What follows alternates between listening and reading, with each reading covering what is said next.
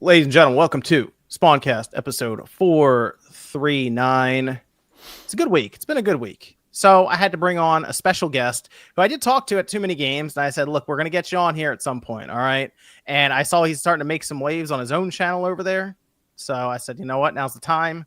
Let's get him over here. He can promote his channel, which I do have a link down below in the description. He wants to check it out. That is Dustin. Dustin, how you doing? Good. Hey, thanks for having me. It's been, dude, it's so cool. Too Many Games is great because you can get to meet so many people. We get to hang out together. And yeah, it's an honor to be invited to your show. So thank you so much. And excited to hang out for a little bit. Yes, I was over. Ryan and I did the Sacred Symbols Plus episode. And I was like, all right, we got to get some more crossover going. So Dustin is here representing his channel and in a way, I guess the Sacred crew as well, somewhat. So it's good to have you on, Dustin. OJ, how's it going, sir? It's going good. Good to be here. Shout outs to Dustin. Thanks for stopping by, man. Appreciate the guests coming through. And yeah, thanks for having me on. How's the pre-show? How'd that go? Pre-show went great. Basically, it was like a dedication to Etika almost. We didn't mean it to be, but shout outs to Etika. He's the GOAT. So we talked about him a lot, and we talked about DMing Xbox reps to get free Xbox ROG allies, you know. So just send them a DM. They'll send you $1,000 system. It's great. Is that how it works like that? I mean, for certain bootlickers, yeah, sure. I mean, but not for everybody. I mean, for some people, you can. I use email. Jokes. By the way, I'm joking right now. I mean, some people did do that, though. I mean, I'm not going to say any names, but I mean, some people did do that.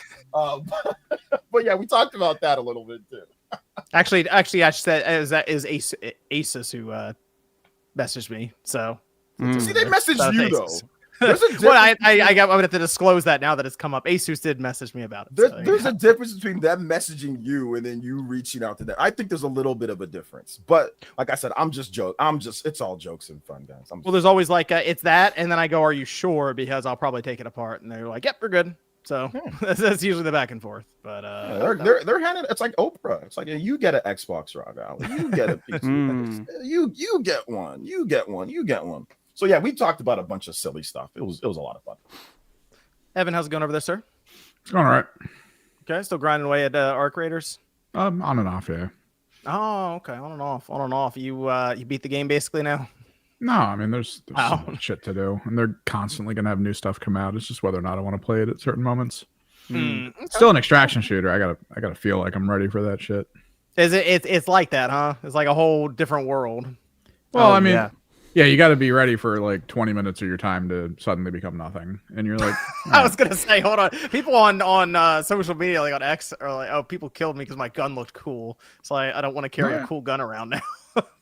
It's a fun social experiment watching people interact in that kind of scene. It's just great because you see like the crazy shit where everyone in the lobby just runs into each other and starts talking, and then they all go do stuff together, and it's great. And then you got the people who just dead quiet, middle of nowhere, will just start shooting the moment they see you move. And you're like, all right, yeah, it's fine. Yeah. I've been playing, and it's funny. In the beginning, I feel like I was much nicer. Like I was saying, hey, how's it going? I'm friendly. We can work, we can just extract together. It's cool. Yeah, but life breaks you. That's what happens. You get killed by somebody one too many times that says they're friendly, and then suddenly you become evil, just like them. So I don't know. It's a big turn for me now. I'll say, you have to, like, at any time, the people around you could just wipe you out, just start shooting you. Yeah, that's wow. So you could split off from the pack with somebody else who has a cool looking gun or something that you want, and just wait for the right moment and just take them out. It's not that quick. Like that's the thing. That's probably what makes Arc Raiders better than for casual play. Like in other games, you'll hear a noise and then screen goes black and that's it. You're just done. All your stuff is in someone else's hands. Oh, but in Arc, it's you hear all the noise, you see all the shield exploding and stuff. Like I've taken a hit from a heavy gun, rolled out of the way, got it back up, and killed the guy. Like there's some chance to get out of it, which is decent. Okay, good stuff. So let's see, this week had the Switch 2 sales, all that information come out. Some people were shocked, strangely, so we'll go over that. GTA 6 got delayed, but then there's also some trouble at Rockstar behind the scenes. Steam actually, according to many developers out there, apparently is a monopoly, but it seems like there's a bit of nuance to that as well. So I have that, and then PlayStation Portal stuff. Actually, like I said, a lot of stuff to happen this week, but we did also have Age of Imprisonment, Legend of Zelda game come out. I did not pick it up yet. I think Sean played it. OJ, you played it, or yes, I've played that Pokemon. I think like 5 hours plus. Okay, no? okay, 3-4 hours somewhere like that. I don't know if you picked it up, Dustin. No, I'm not a Musou game guy. So Okay. Even when it's something like Persona that I love, I try and I can just never get into it. Okay. Well, what's the word, OJ? Just some light impressions, early impressions on this after 5, because I know these games can be quite like serious time sinks with. Yeah, definitely serious time sink. It's pretty much, if you've played Age of Calamity, it's very much like that, just much more refined. Now they target 60 FPS. That one notoriously ran bad on the Switch 1 with Age of Calamity. This one runs pretty much target 60. There might be some dips here and there, but for the most part, it's locked in at 60. It looks a lot better. But the cool thing with this one now is the attack sync skills. So as you fight, you build kind of like a bond with whoever else. And then like there's these cool sync attacks that you can do. You can make a construct and just start slamming people all over the place, or like you can have like boosted stats, or you can shoot like a father-son Kamehameha with King Rauru and Princess Zelda. So there's all these different types of things that you can do now with it. And of course, they still have the difficulty on there. They still have the map where you can go and like upgrade your weapons and do different types of missions. So it's very much like Age of Calamity, just better in every single respect. Combo systems are better, more moves to do, more stuff to unlock. So yeah, just Age of Calamity, but just not ghetto. I was saying like the performance and stuff. Yeah, the performance is just better. The response timing from the fighting feels a lot better too. It feels more refined. It feels better to use. Like I think it feels like a bit different between the characters. I mean, Age of Calamity had that as well, but like King Rauru feels great to use. Minoru, she does all these like weird like fusions and constructs and stuff, so she's pretty fun. Princess Zelda feels a bit slower than I thought she would feel, but she like packs like a pretty big punch, like with her like a light sword weapon that she has. So it's pretty cool. It's pretty cool in terms of the characters. They have like the construct Link as well in the game, which is not a spoiler. He's at the very beginning, so they showed it multiple times. So it's pretty much Link. So that's pretty cool. Found a way to get him in the game. Yeah, found a way. I've been enjoying it. I think it's fun. I haven't had as much time to play it as I wanted to, because I want to finish Pokemon Legends and Kirby Air Rider. That demo's out. But yeah, if you like Age of Calamity, or if you like Hyrule Warriors, then this one's for you. It's good. I think that the story now, it's from what I understand, it's canon. So people were complaining about the last one where they kind of like pulled a okey doke a little bit, saying that how it's canon, and then it's kind of like not. It's like a what if story. This one is not that. It's actually canon as a real prequel to Tears of the Kingdom. So if you like Tears of the Kingdom, you want like a little bit of a different gameplay style. This is it as well. So I'm enjoying it. Good stuff. Good stuff. Mm-hmm. Cyber Taurus says there is in fact currently too many games. There are right now. Yes, there are too many. There are too many. I agree. I have a list of games that I need to finish up before the end of the year, because I think MVG and I are going to compare how many games we each beat, and I have like 8 games I need to finish before we get to that podcast, because I'm trying to get to like 22 or 23 games for the year, and it's going to be a struggle. There's a lot of games I need to try to finish up. Port Sicilian Gamer says, who's more of an otaku, Player Essence or Dustin? Ooh, I don't know. That's tough, man. That's a tough one. Our audience over on Sacred they accuse me of being a major weeb, which is mostly true. I mean, I have a One Piece flag in the background. I've been to Japan twice and stuff.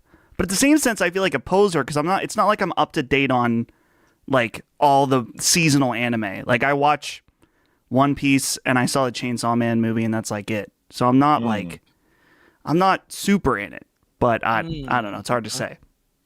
I'm probably more of a weeb, probably, but I don't give a shit. Yeah. I don't care. I'll like whatever I like. I'll do what I want to do, and that's that.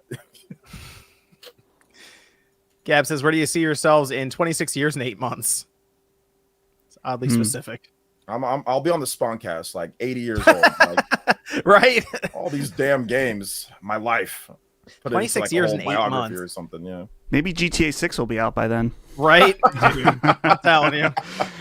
We'll see.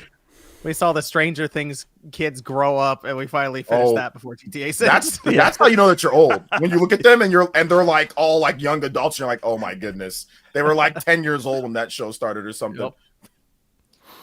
See, Gab says used to watch live all the time when I was a teen. Now a college student who was out partying every weekend. So it's been a while. Happy to be here though. Yeah, I've been doing this for a long time. Long times. People have gone through like grade school, high school, college at the time this podcast has been running.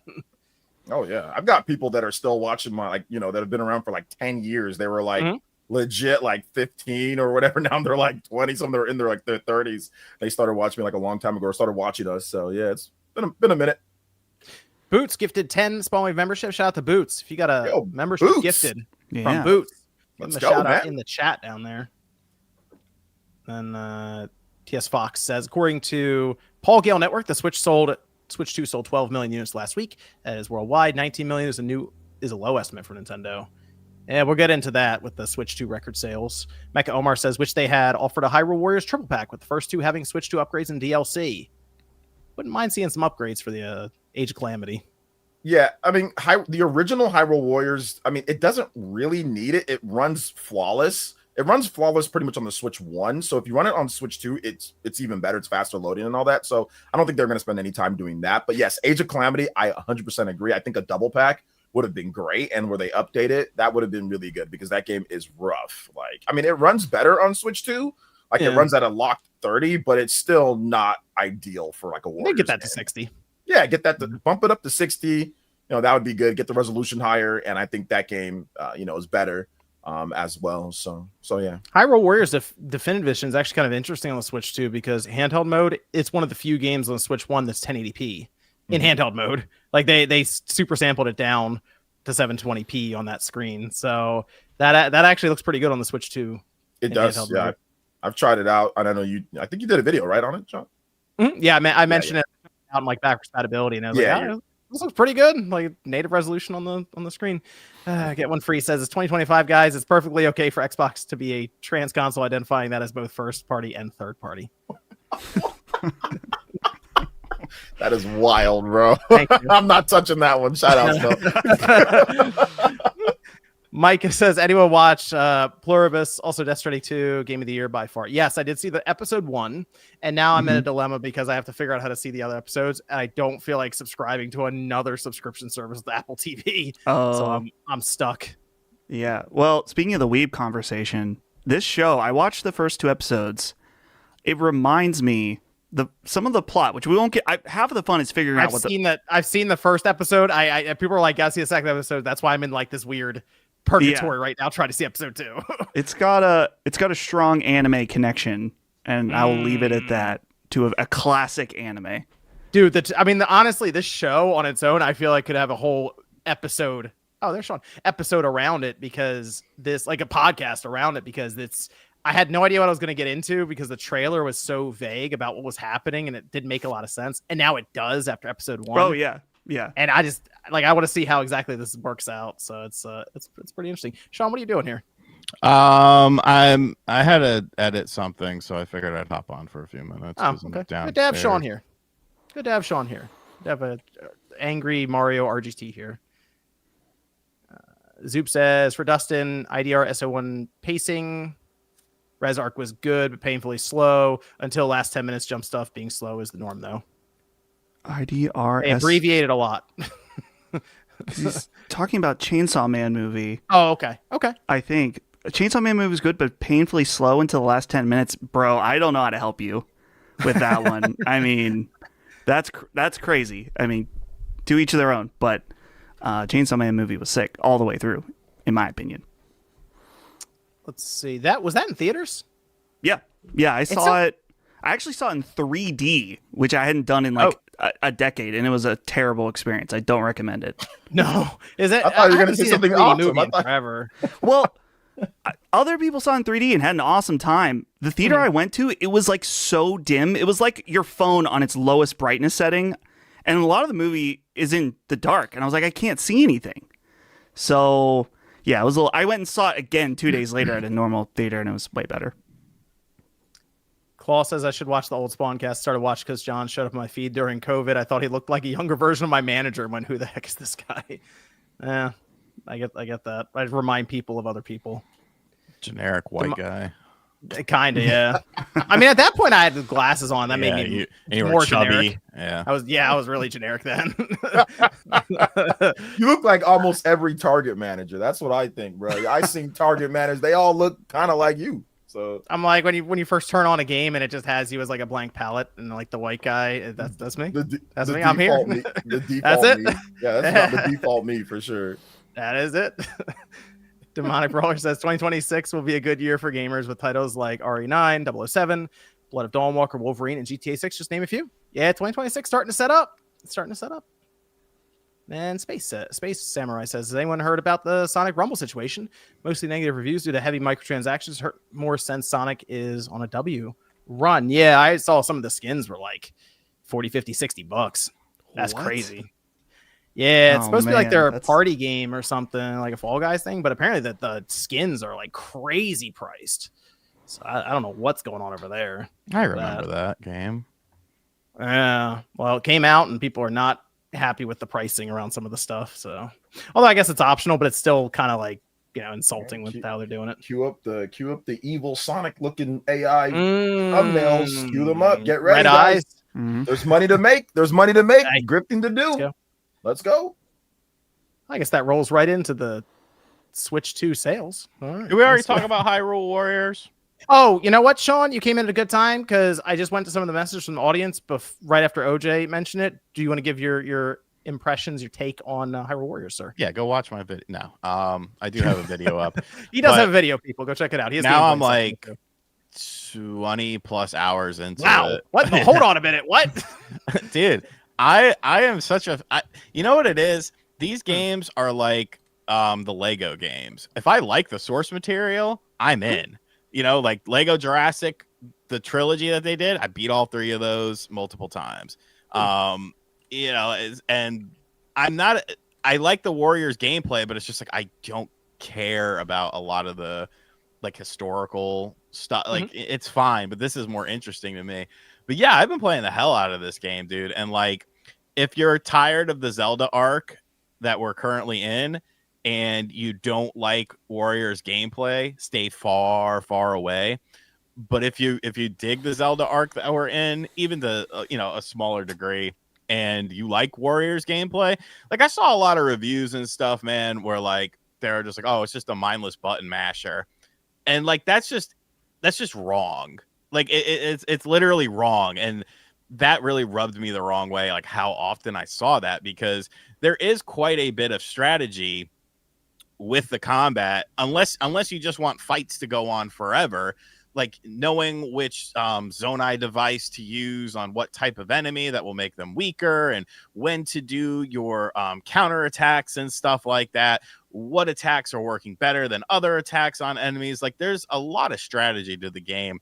But yeah, man, I don't know what it is, but this game is just clicking with me, and I have done like nothing the past couple days but just binge it for like hours and hours. Easy to play handheld mode, I guess. Yeah, it looks good. And that's kind of one of the things, because I loved the original Hyrule Warriors. That's one of my man. Love that game. Loved it on the Wii U. I played it on the 3DS. Then when it came out on the Switch, I played through it again. But Age of Calamity, I couldn't get through it because of the performance. But like this is like no issues at all. Everything looks nice. I wish there was more destructible stuff. But I almost feel like, and I didn't say this in my video, so I'll say it now. OJ, maybe you know this. Did this start life as a Switch 1 game? Because when I look at the cutscenes, not the in-game cutscenes. Oh, the low res. Yes. The cutscenes look worse than the in-game cutscenes and the in-game game. Yeah. And I'm like, they're pre-rendered. I think Digital Foundry mentioned that in their video. They're pre-rendered and at 30 FPS, and with some improper frame pacing at times. But yes, it did start as a Switch 1 game. They were making the game, and then they were able to get Switch 2 dev kit. They found out about the Switch 2 I don't know about midway. They just say at some point they found out. But yes, the game was on. It was on Switch 1, and they're like, "Oh, let's use this. It's better." So yeah. So okay. So yeah. that makes sense because I definitely got that vibe from it. But I don't know, man. This game is I don't know. I even like the story. Like I think the story is interesting enough. There is a lot of it. Like Jesus Christ, we could have A lot scaled of that back. cutscenes. Yeah, A lot of even lots in my, of cutscenes, even I'm not even 20 hours. I'm like I said, 3 to 5 hours. There's a lot of cutscenes. I mean, it's cool. And the cutscenes, like it's dope. It's just like Sean said, like a little bit it looks a little rough. Yeah, you see a lot of it. It's a little rough. So I mean, obviously cutscenes, but yeah, there's a lot of gameplay. There's a lot of gameplay. And like I said, if you're into Zelda, if you're into that, or if you're into like action, games, you don't mind. But I agree with Sean when it comes to like the strategy stuff. I do think that it's going to vary for some people because can you button mash through this game? I mean, I guess, yeah, sure. But like, are you going to actually be efficient? Like, will you actually be good just button mashing? No. Like Sean said, you got to do your counters, you got to do other things. And if you're playing it, if you really want to actually like have to use everything, put it on hard or put it on very. I mean, I wouldn't suggest very hard at the beginning because they're just bullets or damage sponges, but put it on hard. If you put it on hard, it's like you absolutely have to switch characters. You have to really strategize your combat. And like Sean was saying, like there's some cool combo stuff. Like you can use like a Zonai device, like for example, like ice. And if you're by water, it freezes them way faster. And then you can hit them like with a time bomb and it creates like a whole new combo to it. So it's like there's little things like that as well that actually spice up the combat. And it expands a lot more the further you get into it. I will say one thing though, and I may catch heat for this. Not a fan of Zelda's voice actress. I need her gone. Or maybe it's not. That doesn't need to be said. You know what it is? We need different direction because she sounds like she's about to fucking cry every time she speaks, and it's just like I'm sure they told her to sound like that, and they obviously were happy with that sound. So maybe they need to talk to the sound, whoever's in charge of her reading the lines and how to read them, because obviously there's something to it. Like, give me a little more confidence. It's just like, like even like you're sitting there picking flowers. It's like, what are you doing? Like, you wouldn't be sounding like that if you had Ganon coming after your ass too, bro. Not if I'm picking flowers. You'd be sounding like that as well. You're telling me there's voice acting though. That's there's tons of voice acting. There's a spunky BBW woman and stuff. There's a bunch of stuff in this game. It's got actually pretty good voice cast. It's got some people that are pretty well known in the voice acting community. It's got that one Asian dude. What's his name? I forgot his name. Pro Zero or Pro something. Anyway, he's Pro popular. Jared. Not Pro. Not him. And it's got the guy. Claude from Three Houses. He's the Rito in the game. So that guy, he's popular. And it's got some other people too. Matt Mercer, he's Ganon again. So that's cool. So it's got some pretty good voice acting. Okay. But no, I see what Sean's saying though.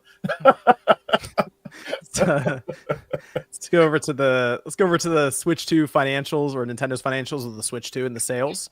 They did report that they've now shipped 10.36 million sold, and that means in the last quarter 2, 4.54 million were added into their total. So that's for July, August, September. Does not cover anything with Pokemon at this point, although they already gave us Pokemon numbers the first week, which was crazy. Almost 6 million copies sold of that. And half of those were on the Switch 2. So it's pretty clear that's driving sales in October. So we're expecting some pretty big sales to come out of the holiday season, Nintendo as well, since they also moved their projections for the Switch 2 this fiscal year that ends March 31st, 2026. Moved that up to 19 million. And if they hit that, then just that alone would set a new record for sales in an entire year, like console year, calendar year. But it would still then also have 2 months left before it gets to the calendar year. So we are like legitimately in the middle of, something we've never really seen before for a console. This seemed to surprise some people, which was kind of weird. Donkey Kong Bonanza sold 3.5 million copies. Mario Kart World, 9.57. The attachment rate for that is as you'd expect since it was bundled in. But it is cruising right now. Any surprises around Nintendo sales for the Switch 2? Well, I heard it was 12 million now. I saw a video on my subscription feed, so you might want to update your information, pal. It would surprise me if they got the 12 million. It wouldn't surprise me with Pokemon, you know. Yeah. I mean, they sold that first week opening up in Japan with Pokemon. They sold 201,000 units just in Japan, like that first week there. So that was more than the whole previous total of September in Japan. So I'm pretty sure that it sold pretty good. But yeah, Paul put that information out there. But yeah, I thought it was gonna be like around maybe 8 to 9 million. So it was actually above, 9 or so. Yeah, it was above my projections. But what do I know? You know what I'm saying? It's just shipped numbers. It's not sold. It's just shipped. Nintendo's just cooking the books. They're just shipping out a bazillion systems. People aren't actually. They don't take buying those them like systems that. back. I actually tried to return a system to Nintendo one time as a retailer, and they did not take that thing back. I was like, "Can I get this a credit for this Wii U?" And it wasn't happening. I was like. January 2014, I think. We had the same Wii U in the store for 3 months. It never moved. I was like, I remember it was VPD at the time. I was like, can I send this back? And they're like, no. That was the end of the conversation. No, they're just Nintendo's forcing them to buy the units. They're forcing them. That's the situation that's going on. I want to see the holiday numbers. Sad Wii U. Oh yeah, now that's gonna be the craziest. Like, I expected good. Mario Kart, of course, is gonna sell because it's bundled in. Yep. But like Pokemon, love it or hate it, I'm definitely the latter. It's selling like crack cocaine in the 80s, man. It's like I said, Pokemon is the Nickelback of gaming. That's probably one of the best comparisons you've ever made. Honestly, everyone Which one, the crack cocaine or the Nickelback? The Nickelback. Yeah. Everyone allegedly hates Nickelback, yet they sell 100 million records. So it's like, you know, there's a different audience out there that extends far beyond the Twitter and the YouTube sphere. So, but no, Donkey Kong is cool. You know, 3.5 million. Yeah. Yeah, well, and I think that just applies to the Switch in general with these numbers. It reminds me like pre-launch, like all the people in the live streams like drop the price, we're not buying this, and it's like, dude, look at it now. It's like it's one of the fastest selling consoles of all time, and it's always a nice thing to have these reminders that it's like our online gaming bubble can have a certain mindset that is just completely separate from actual reality. And of course, it's not that everyone thought that it was like, oh, this is too expensive. I'm sure you guys thought that it was like, oh yeah, this thing's going to do just fine.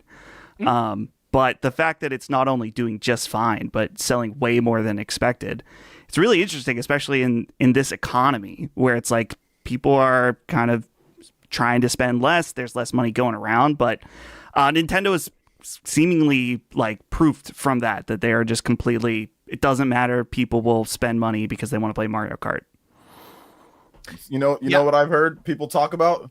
You ever heard of like the paying for? That's what people are paying for, the payments plans and stuff like that. Oh yeah. Oh, you could do that with Best Buy and Zip because they've teamed up this holiday season. Oh gosh. Shout outs to Best Buy and Zip. Yeah, so easy install payments. Some people are doing that. You just pay it off a little bit over time. You know, people are. I said before, I know that like, the economy stuff situation is, and you know, it's getting kind of worse for some people out there. But I mean, I think at the end of the day, like you still want your happiness. You know, like we've all been broke before, right? I think we've all been there, and like we still find. Broke. Yeah, you're still right, Mr. Mercedes Benz.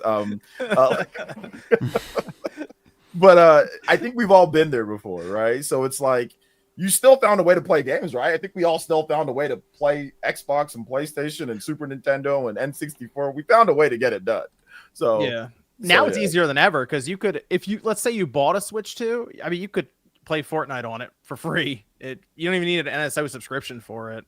Or maybe you're somebody who looks at a system like that and you go, if I buy this Switch 2 and I get Pokemon, I'll probably be good for a while because I'll just play Pokemon a lot. Well, I mean, John, you saw the data. You know, people only buy a handful of games a year. Yeah. Yep. So they pick and choose and they go, well, like I can see, I mean, we see the numbers for Pokemon. There are a lot of Pokemon fans out there, obviously, but it is a game that if you want to get a lot of time out of it, you can. Mario Kart's the same way. You play with the family. You could spend. People still play Mario Kart 8 Deluxe to this day after getting it on launch, the Switch One.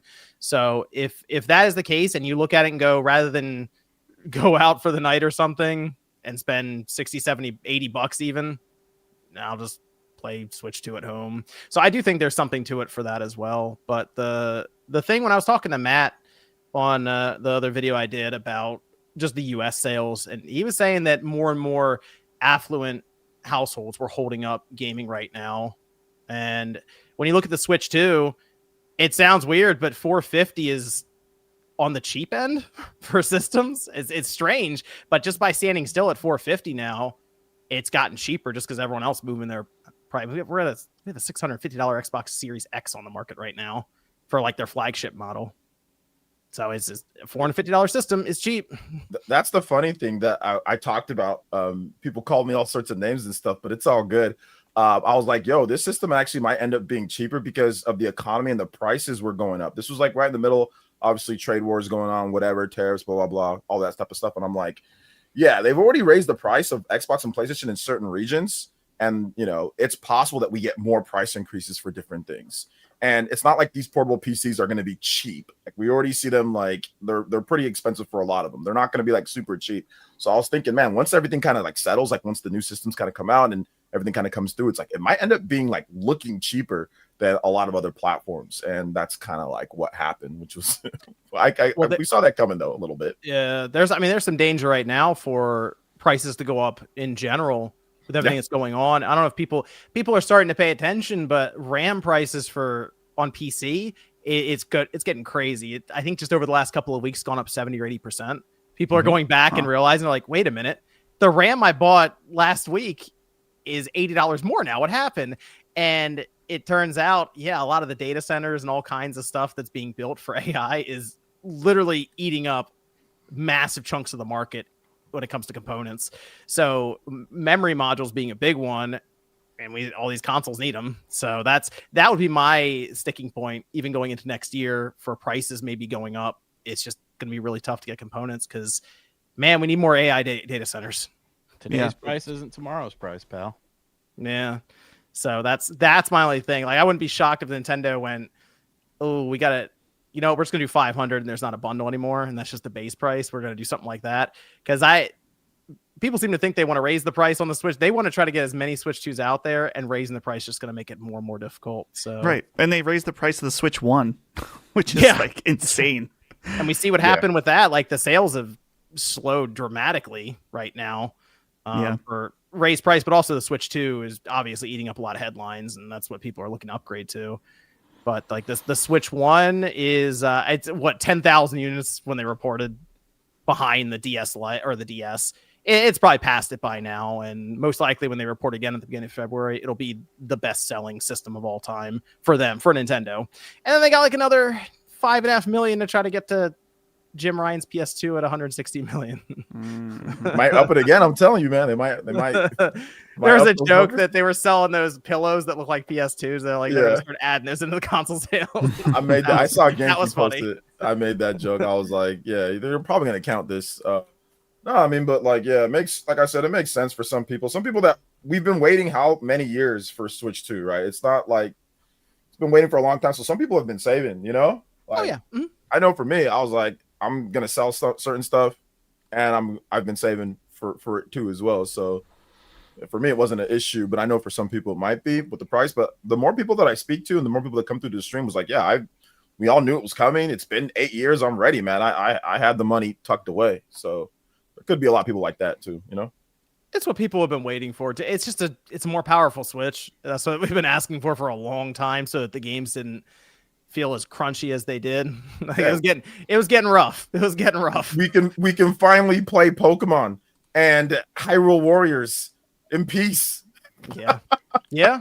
Those specs for Sonic Racing Cross Worlds on Switch 2 look pretty good.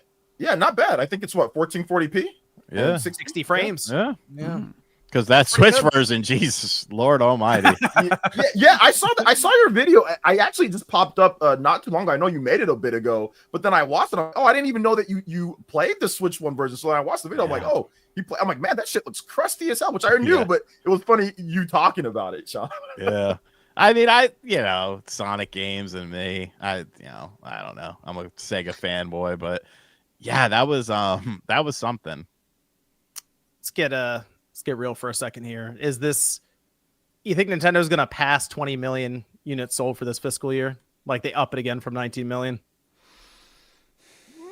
I think it's possible. I want to see exactly what's coming out early next year. I know we have Mario Tennis Fever, but I want to see if there's any games that drop like right before the year ends, Right. Do you think we need to start looking at these third-party games as system sellers now? I know we always think of third-party as more for a PlayStation or Xbox or something to push those systems, but I mean they're going to get RE9. Nintendo will day one. Like it depends on the quality because I mean let's be real. Some third-party games have been passing expectations. Some they're not, they need more work. You can look at individual companies. 2K, why is WWE 60 frames, plays great, looks great, runs great, everything, additional bells and has fucking game share on it. You don't even have to, you can play with other people for free. But then you have NBA 2K and it's like, well, what happened here? Why is this not 60 frames? So I think once companies start ironing out things, things like Sonic Racing will be a bit of a test, comparison to both the Switch version and then, of course, PS5 and Xbox versions. Assassin's Creed will probably also be a bit of a technical test. Resident Evil 9 will obviously be a bit of a technical test as well. But, I think you should, because that's actually my video I made today. Looking at the announced games so far, beyond, no pun intended, beyond Metroid Prime 4 Beyond and, the Mario Tennis game, I'm kind of like, I'm not picking up Animal Crossing, the DLC. It's cool, but, and it's not for me. Pokopia, I don't care about that and shit like that. So, a game like Resident Evil 9 for me on the Switch 2 is going to be, one of those games that fills in a gap, fills in a blank. So. Sure. Okay. Yeah, good stuff. So that's my big question now is how these holiday sales going to be, as you mentioned, Sean, because if it's, I think Pokemon's going to do some crazy numbers. So I think it's gonna be a big holiday for Nintendo.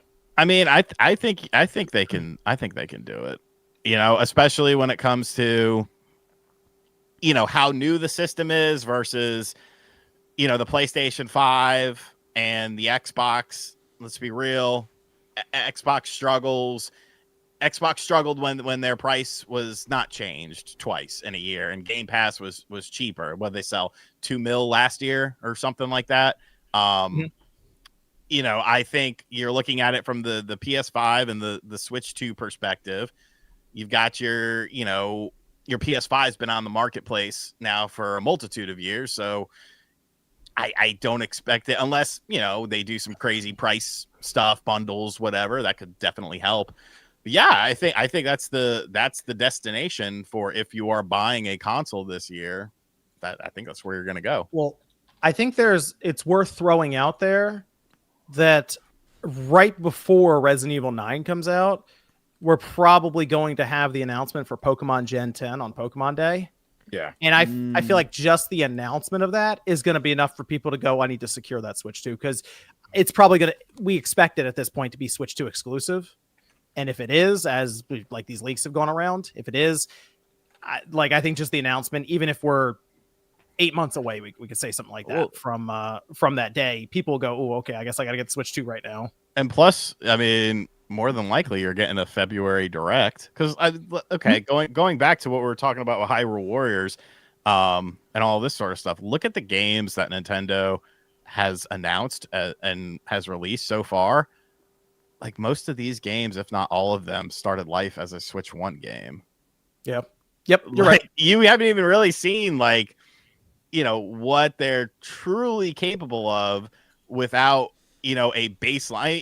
Even we saw the Donkey Kong stuff of the game running on the Switch 1 versus the Switch 2. You got a higher frame rate on the Switch 2. You had more graphical density, but the core of that game, it didn't look that much different than the Switch 1 version of the game, especially upon first glance. You kind of got to look at it a lot. So, you throw in some Pokemon nonsense along with a general direct, dude, and then, the fear of potentially shit going up in price, like it could get crazy, man. It could get crazy fast.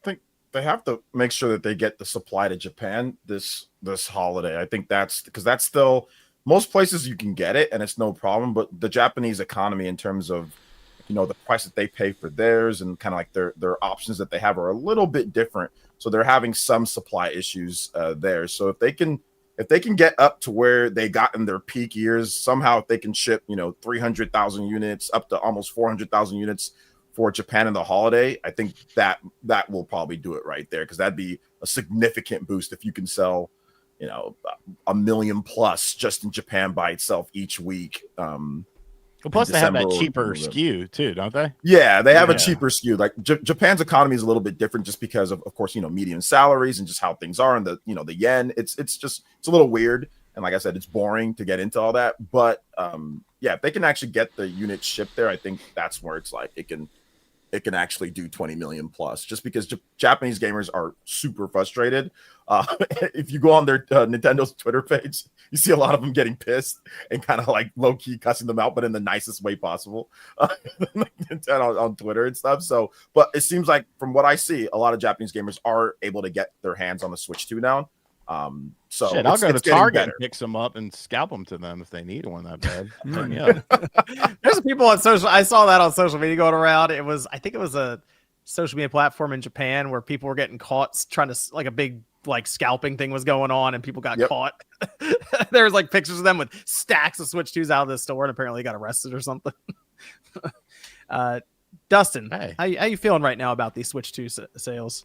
Yeah. Well, I'm curious too. I mean, bringing up next year, because I'm looking at the one document that lines up everything. I wonder, like, Animal Crossing is the #2 best-selling game on Switch 1, and they laid out that update, and they're doing the Switch 2 edition. And I think for a lot of us, it's kind of like cool, but I'm good. I've played that game, and I don't need any more of it, but I wonder if that's something that will appeal to a more casual market of people that are like, oh, well, there's a Switch 2 version. Some of them might not just see that there's a Switch 2 Animal Crossing game and not even know that it's just a simple update and be like, oh, well, now I want I need the Switch 2 for this Animal Crossing update. But I'm looking at this lineup, dude. I think the major system seller, forget Pokemon, new Fire Emblem game next year. That's the one that's going to have everybody fired up, need to get Switch 2, at least for me. I know, Jay.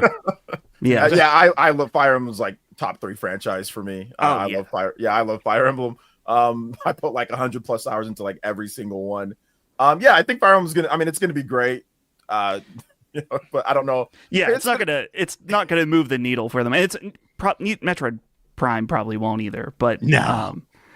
But I think that you need these type of core games. I think it will move the needle for certain people that are looking for those like core games, because anytime that Fire Emblem comes out, there is a boost in console sales. Like overall, like in Japan, like you can see that there is a boost of people that like Metroid that will buy, for Metroid Dread. Like console sales boosted for that. Console sales boosted for every Fire Emblem game that comes out. You can look at the Japanese sales. It does well, like with the system, like on that week, it'll be above what it did previously. So there's definitely going to be certain core gamers that are like Dustin says, that are going to be super excited for a game like Fire Emblem. And, people are waiting for that. There's a certain fan base. There's around 3 to 5 million people that just always buy Fire Emblem, and like they'll buy a system for that. So I think that there will be there'll definitely be some fans that are excited for that, which me included. I am terribly excited for that game because it looks like it's either a prequel or a sequel to Three Houses. So the other thing that I'm wondering too is next year we're getting the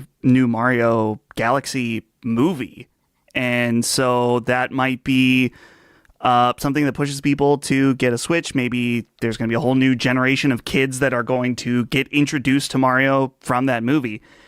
And I don't know, maybe it's copium or just like blind hope, but is it possible we get a new Mario game next year? Because the Donkey Kong team, they said it was like a spin-off of the Odyssey team, if I remember correctly.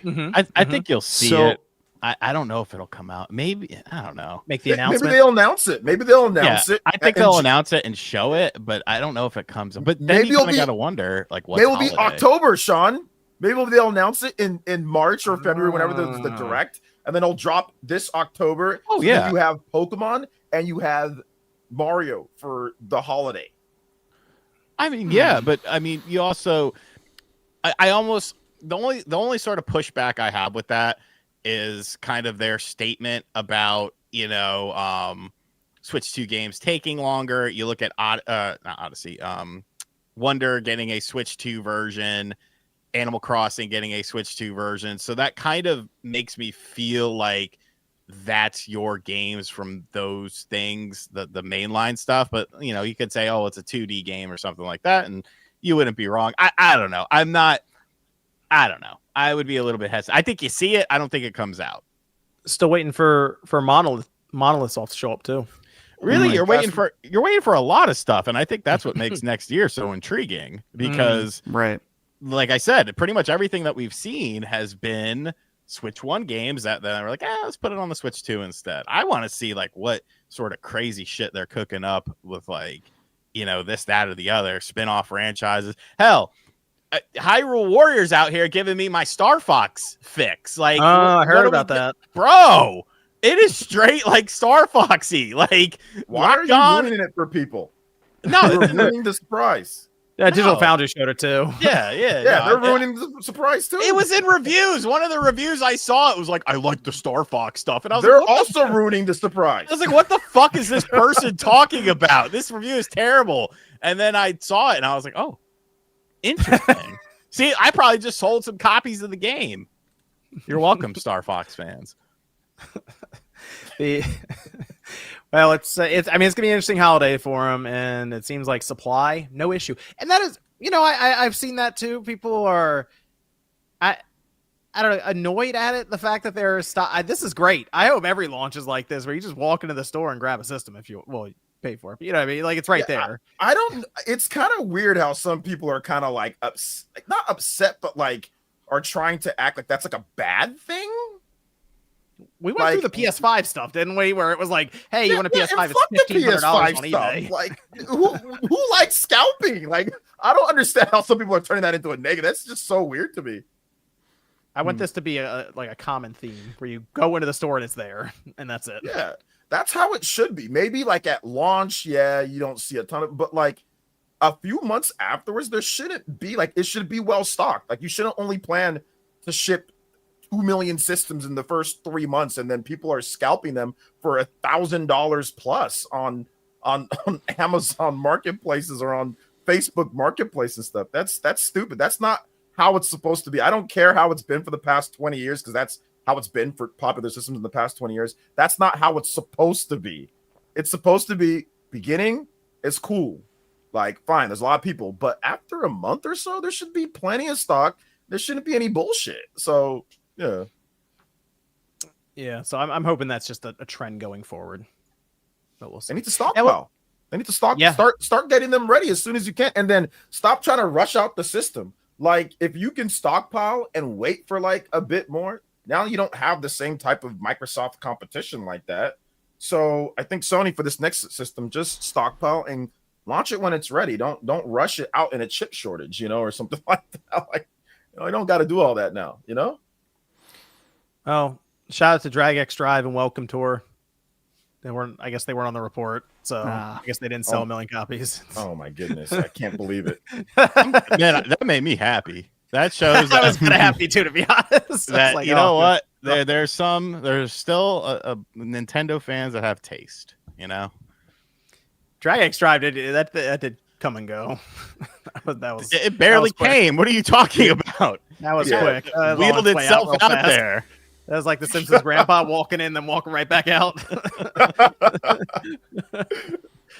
The controls in that game, man, it's just yeah. the controls. I mean, it'd be cool if you could just play it normal, or it'd be better. It'd still be like not the best, but it'd be better if you could just play the game.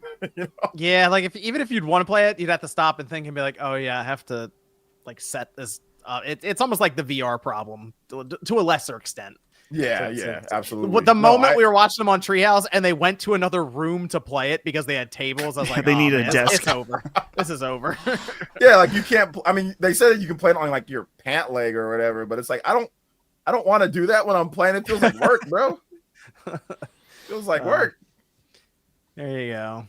Well, we'll see how the holidays go for Nintendo though with the sales. Let's see. This is KJ Wars. Member for 30 months. Shout out to KJ Wars. Port Sicilian says, is Dustin as much of a DSP fan as the rest of the Spawncast? I think the rest of the Spawncast is mostly Sean. And kind of OJ, actually. OJ knows a lot of the lore, too, though. Yeah, I know a ton of it, so I've been around for a lot of the lore. I know a lot of it. Were you about to do your impression, Sean? Come on, guys. We got to get some support going here. All right. I need that money. I really, really do. I really do. That's how you know he's in the lore. I need that money. I really do. You're deep in, bro. Well, that's the intro whenever Duty streams. Real quick, have you seen the Dented Zone, though, Sean?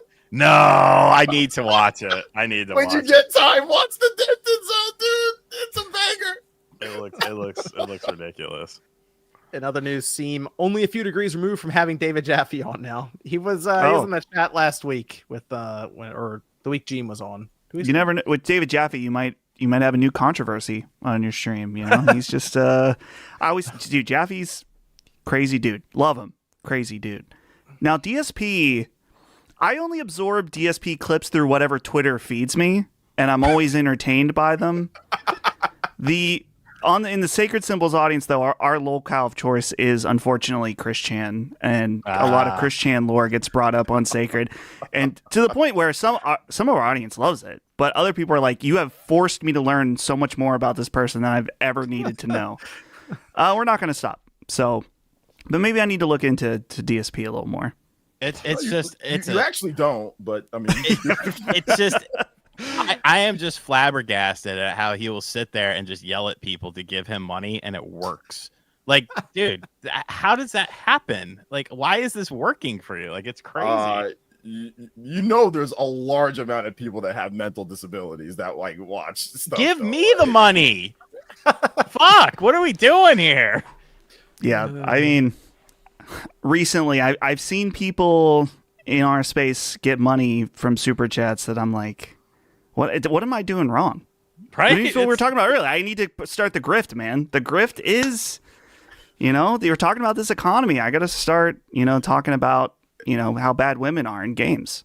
And then the money can just start flowing in. Just in general. Just in general. It's easy. So let's see. I did have GTA 6 got delayed. Shocker.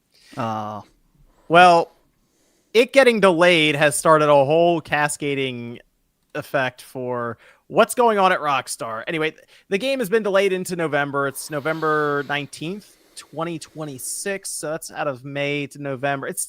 Strauss Zelnick did a whole interview about it. I was like, it's still in the fiscal year, guys. It's okay. But then their stock dropped like 10% or something, which does amount to billions and billions of dollars just from that one delay for the game.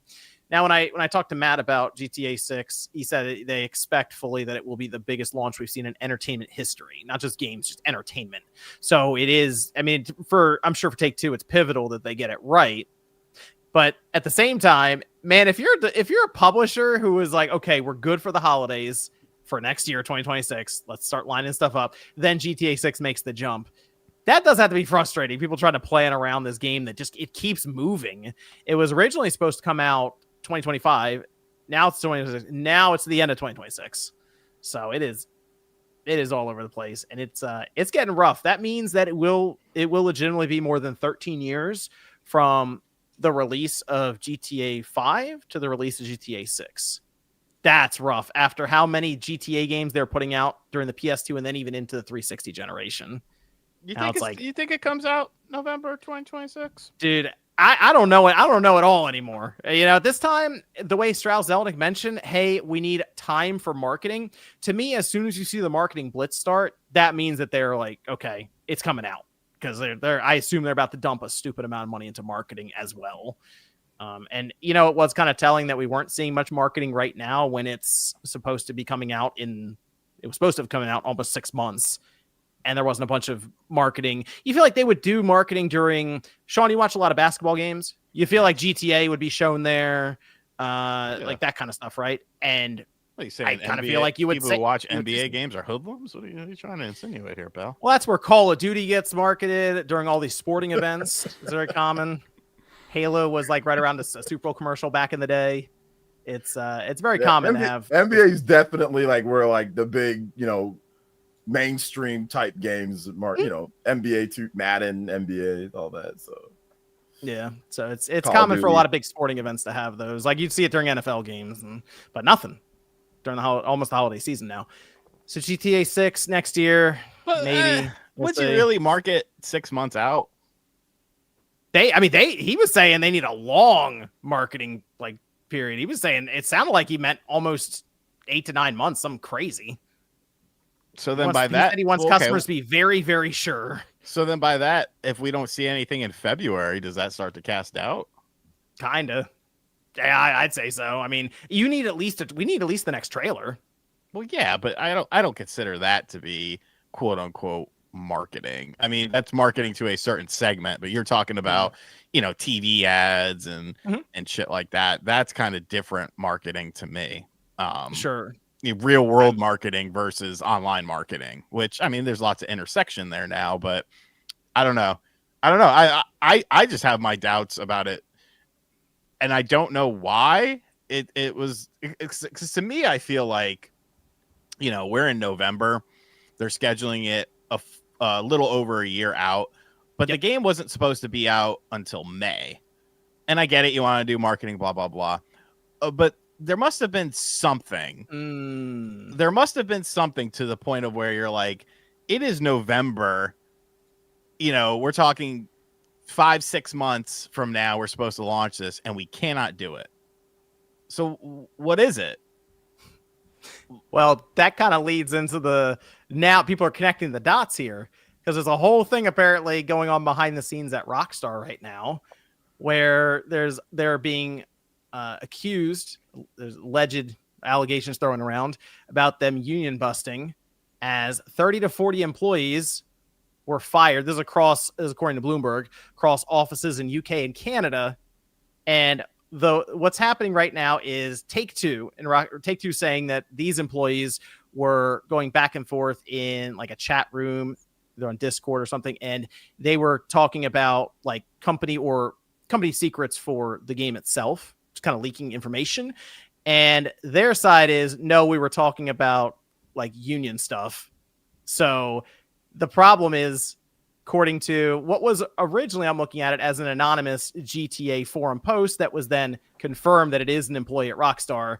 These were important people that got fired, as in morale's very low and we kind of needed these people to get the game out on time. And then as the story's unfolding, they just kind of delay the game out of nowhere. So you kind of connect the dots as, oh, maybe there is something to that. They fired people who have been there for apparently 15, 16, 17 years or something. Higher ups even. And that sounds crazy to do that over. I get that they clearly don't want a union to happen, but to do that with GTA 6 hanging in the balance, this massive property, that's not what you want to hear going into a release for this game. I mean, now a year out, but what would have been 6 months? I don't know. Something to that, Sean? Is the tinfoil hat person? What do you think? I mean, it's very suspicious. Very suspicious. Doesn't that sound suspicious? What do you think? What do you think, Dustin, about the delay? Any of the weird stuff going on behind the scenes, allegedly? Yeah, it's hard to say. It sounds like, because I think there was some information that like there were a few outside Rockstar people that were part of like some kind of union group. And so Rockstar could have used that where it's like, oh, well, you're in a chat where you're talking about your work and there's someone there that doesn't work at Rockstar. So therefore, that was kind of their excuse to make that happen. I'm not sure. As far as does that relate to the game getting delayed? Maybe. If they were originally planning to launch in May, I would assume the game is like pretty content complete at this point. And being that this is a Rockstar game with, so many different systems, the size of the world, the scale of the project in general, I'm imagining they're going to spend the next year just polishing this thing as much as they possibly can. And it's probably really important too, just because there's also the GTA Online element that they want that to replace the old GTA Online and for it to be as smooth as possible when it comes out. Because, selling the millions and millions of copies for people that want to play the story is awesome. They're going to make more money than any game ever. But ironically, the real moneymaker behind this game is going to be GTA, the tail end of GTA Online. And people will be playing that for decades probably to come. So they want to make sure that gets, that's right. And just based on what we've seen from the trailers, we haven't seen like gameplay, but the attention to detail in this game is unlike anything probably we've ever seen. So I would imagine that the amount of bug fixing and polishing is just astronomical, and they know they got to get it right. They've invested so much money in this game at this point that if they think that it's going to make a significant difference for that delay, I think they're willing to do that in order to make sure it is. I mean, it's not going to be flawless at launch, but near flawless as possible. Yeah, I think the online has to launch either at the same time or right around that single player at this point, with how much has been delayed. Don't they normally? It's like within. I'm trying to remember for GTA Online, it was like a week or two, and then like Red Dead was kind of that too, right? Where it was like a staggered release too. Yeah, I'm not sure exactly what the difference was between launch and actual release, but I can't even imagine, dude, the player numbers for when the next GTA Online launches is going to be insane. Yep, is going to be a lot of money flowing through that game. Just one, when it gets purchased, but two, when people just start buying up those shark cards for online for the new online. But people think we're targeting that $80 price tag or more, or less. $100. 100, baby. I think it's going to be 80 for the standard version of the game. But if you want to play it 3 days early, oh man, it's 100. They got us. I think that's kind of their way. They can have their cake and eat it too, where they know that people have been waiting for this since. Oh yeah, since at the very least since Red Dead Redemption 2, but many people since GTA 5. And so it's like, you want to play a little early? We'll give you a little shark card with it. $100. I got a question for you, Dustin. Sure. Can I borrow $20? $20? Give me your PayPal. I'll send it right over. Just want to borrow. So you're saying it's going to be 100, like 3 days early? I'm going to need $20. That's gonna be please. crazy. Because you know that they do some crazy numbers immediately at that $100 price point. Yeah. They go. Well, think about games that people care way less about than GTA, that do the early access, and it's extremely successful. I mean, I'm not saying I like it, but from a business perspective, if they didn't do a paid early access, it would be stupid for them not to. It's leaving tens of millions of dollars on the table for them not to do it. Yeah, it's like we see with Forza Horizon does that quite often, and it does very, very well. Starfield did an early access period, did really well. So college football, that was the one that I felt was probably the most successful, was like in recent memory. College football was insane, but that was on the hype of it finally coming back and all of that. I know last year, not this past year's college football, but the one before that, I think they did it, and it was wild. Like, what was the last NCAA football before that? Was it 14? Yes. Yeah, it was college 13 to 14. Yeah, that came out 2 months before GTA 5 came out. NCAA college football, or 14. And we're still waiting for GTA 6 to come out. Listen, maybe this is a little bit unpopular, but like, it's probably going to be a great game. It's probably going to be, but I don't think any game like this amount of weight. I don't want this to be anything anywhere near standard. Like this low key kind of sucks to wait this long. And I get it's going to be incredible and it's all that, but I mean, it's at the expense of like them actually making games. Like there's no Rockstar used to make a bunch of games and now all they do is shark cards and GTA. And we got one Red Dead Redemption 2 since then. But I mean, I'm not a fan. I'm not a fan. I'd rather have like the manhunts and I'd rather have like the different games that come out and like bullies and different type of stuff. Like I'm not a fan of. You know why they did it?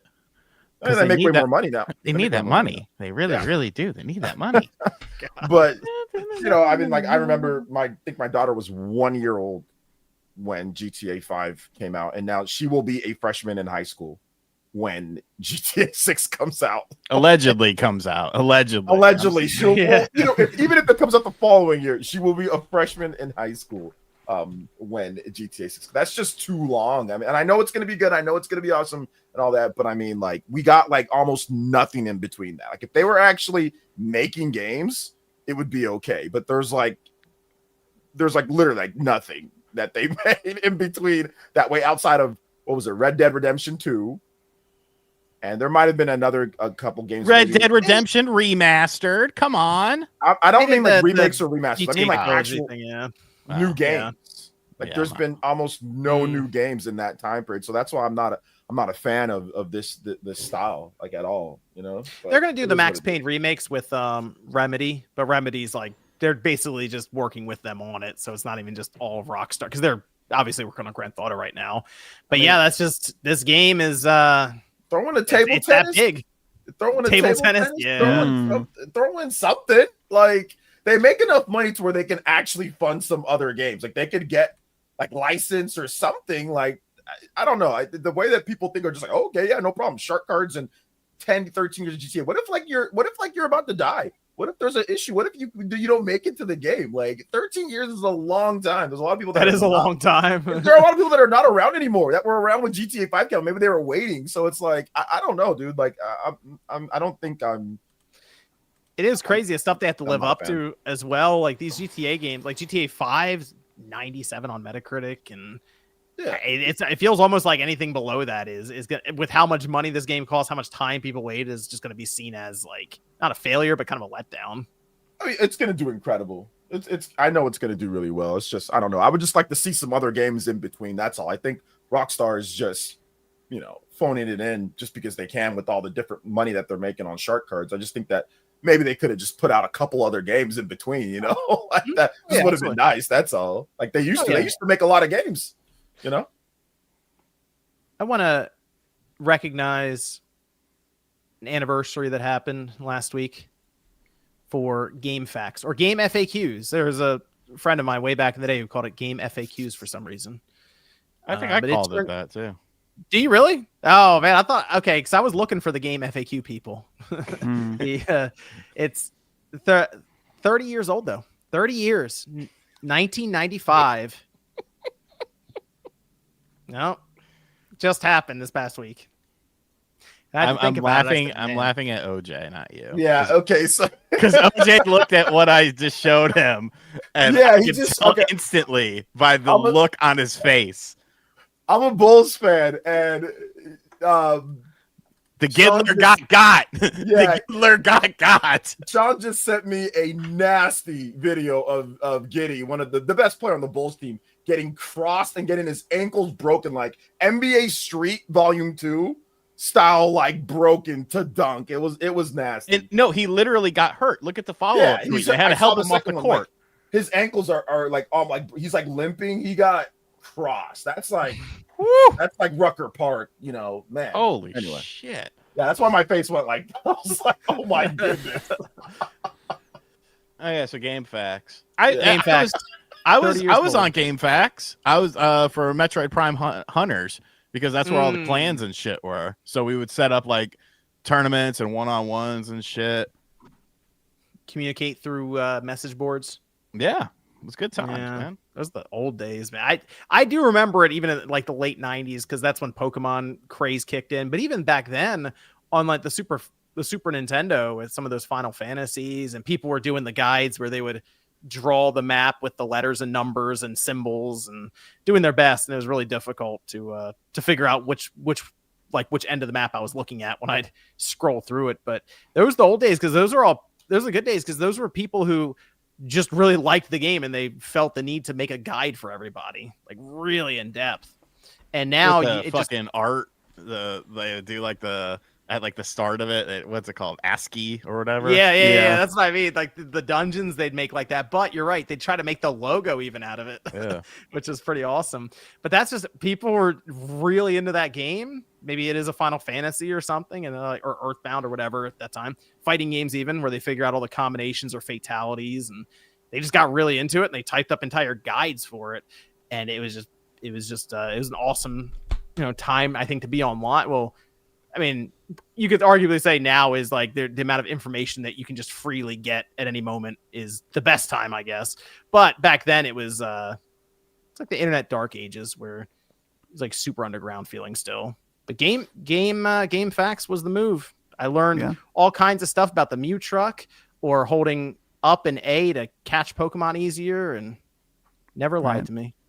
Yeah, we were just talking about this on Sacred because Colin, my co-host and the owner of Last Stand, he was one of those guys that you were talking about that was like bored when he was in high school, and he's like, I'm gonna make a Mega Man 3 guide, or he made one of the Mega Man guides. It still lives on the site, and I mean, doing stuff like that eventually led him to getting hired at IGN. So, and yeah, it's crazy. I remember going to the site as a kid and learning, trying to look up cheat codes on Spyro or something like that. But this article about it on the website is pretty neat. The oldest guide that they host was dated March 7th, 1987. Oh, wow. shit. Wow, Jeez. really? So for a game called Hollywood Hijinks. So Wow. pretty That's crazy. I didn't know 87. So the guide is 38 years old, but that's the oldest guide that they host. So it lived before the site, but then eventually found its way to GameFAQs. That is So crazy. totally insane. Yeah, that is. I didn't know that. I went on GameFAQs all the time. Like that was a place that I would go to look up stuff. It was valuable because this was before YouTube walkthroughs. This is before grifters. This is before all this stuff that we've got. This is before everything. So that's the place. People still hated stuff back then too. I'll say that. Yeah, but dude, I'm telling you, the vibe was different though. Like it was way more about the games. Not at this or back then. Now it's about all sorts of other stuff. But to me, there was a certain level of like charm with that. Yeah, like GameFAQs navigating the website kind of like sucked at times, but you had the time to do it. Oh yeah. It wasn't back in the day where you would you'd go to Google and type something in and give you all the results. You basically were like, I'm going to, and you go up there, gamefaqs.com, and like you weren't necessarily going through some advanced search engine or something to get to these results. So it was, I'm going to GameFAQs and I'm just going to browse around through the systems. I'm going to find it in this really archaic looking website at that time. Like looking back on, I wish I could get an image of what GameFAQs looked like back in 98 or 99, just to really give an idea as to what we're talking about. I mean, but it was web not very archive it? advanced. Yeah. Let's see. Let's see how, because I'm curious how broken it might be through web archive even. It's a shame. I'm looking through the Metroid Prime Hunters forum, and it looks like they only archived to 2008, and the game came out in 06. I do remember Jahorden. People are talking about Jahorden, who was like, he was like god of that game. What was the fucking clan that he had? Chaotic Elites? I want to say it was called Chaotic Elites. That sounds like a 90s/2000 name.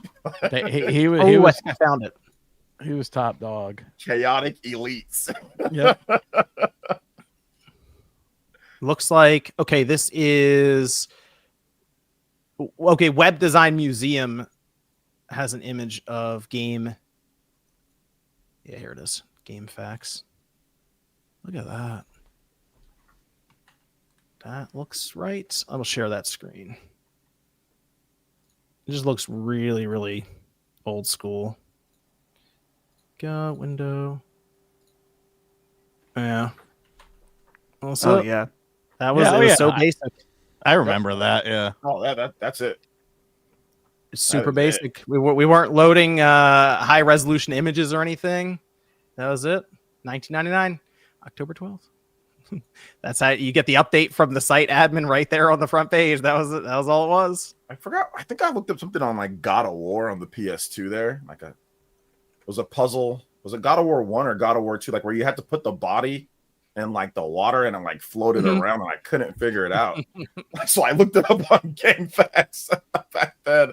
Like, oh, put the body in the water and the body takes it all the way around. And oh, that's how you solve the ball. I'm like, oh, that's how you do it. Yep. New and noteworthy, Gran Turismo 2. FAQs up there. Walkthrough for Rent a Hero. Homeworld. Yeah. Those were the days right there. That was it. But yeah, shout out to GameFAQs, keeping us in the loop on these games for 30 years now. Crazy. Crazy to think it's been 30 years for that. Getting old. We're Getting old. old. Yeah. we're old. Getting old. So let's move over. I do want to talk quickly about the PlayStation Portal, but then also this cross-buy button.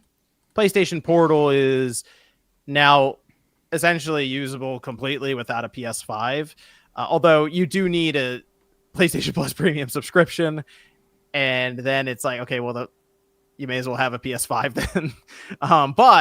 But they did launch out of the beta, and I had been trying the game streaming in beta.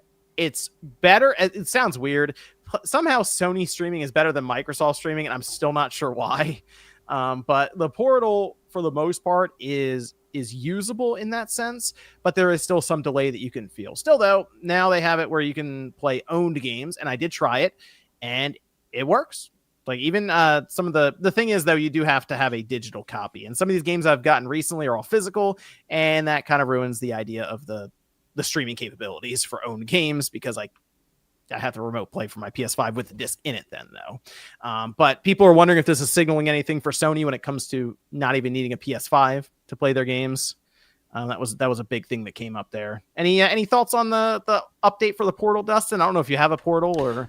I do have a Portal. I don't know if he's still in the chat. Gene Park gifted me his old one. Okay. And yeah, I go through a phase, like every other month I get out my Portal because Colin is obsessed with his. He always talks about how great it is.